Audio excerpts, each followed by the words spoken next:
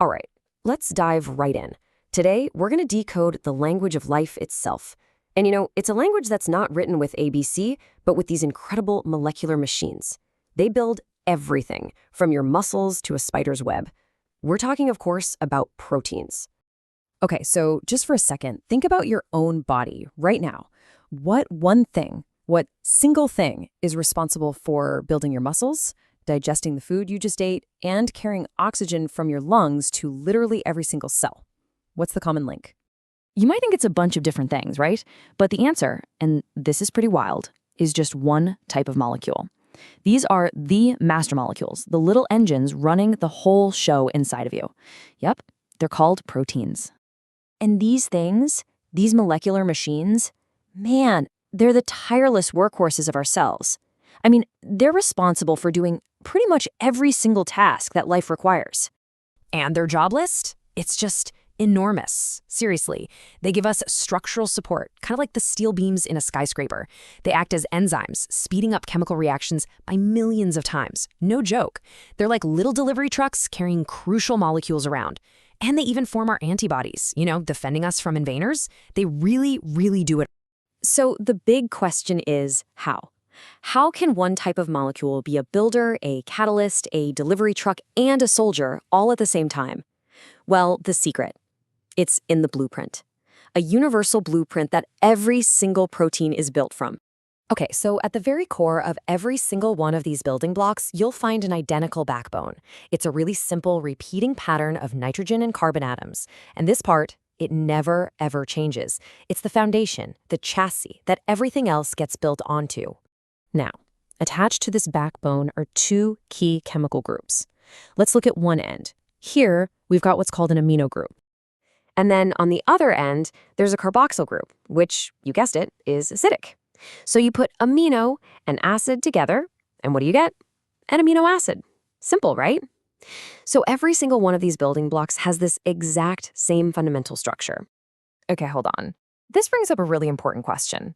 If every single one of them has that same backbone, the same amino group, and the same acid group, what on earth makes them different from each other? How can we get so much variety?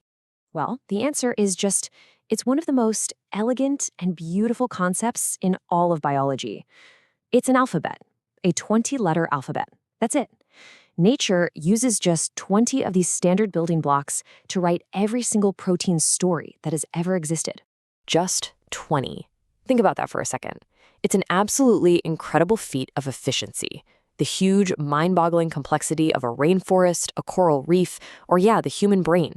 All of it is built from a tiny, tiny set of just 20 different chemical letters. So where's the difference? It's in something called the R group, or the side chain. This is the one part of the amino acid that's different. Each of those 20 amino acids has a totally unique R group, and that R group gives it a specific chemical personality. That's what makes each letter in our alphabet unique.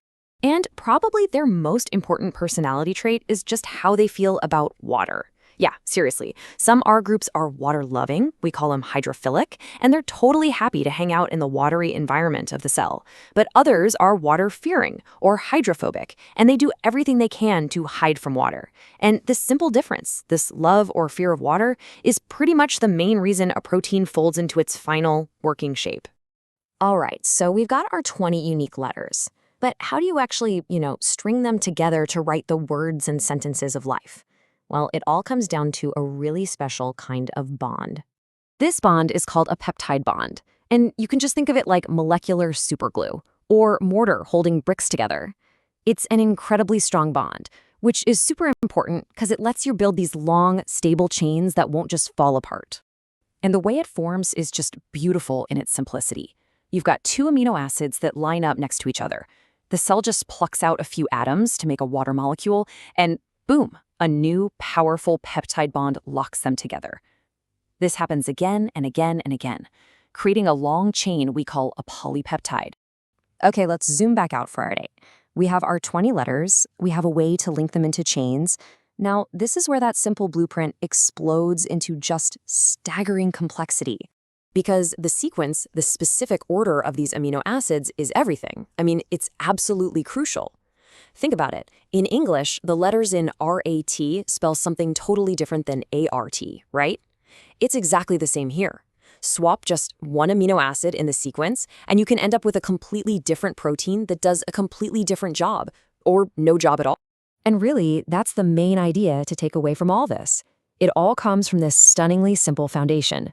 You have a 20-letter chemical alphabet, it gets linked together in a very specific order, and then, and this is the magic part, it just spontaneously folds itself into the precise 3D shape it needs to be. And from that, you get the almost infinite machinery of life. It's amazing. So that leaves us with one last kind of provocative thought. For decades, scientists have been learning how to read this alphabet, but now, with brand new technologies like protein engineering, we're actually learning how to write with it. So the question becomes, what new stories are we going to write? What new medicines, new materials, and new solutions will we create once we're finally fluent in the language of life itself?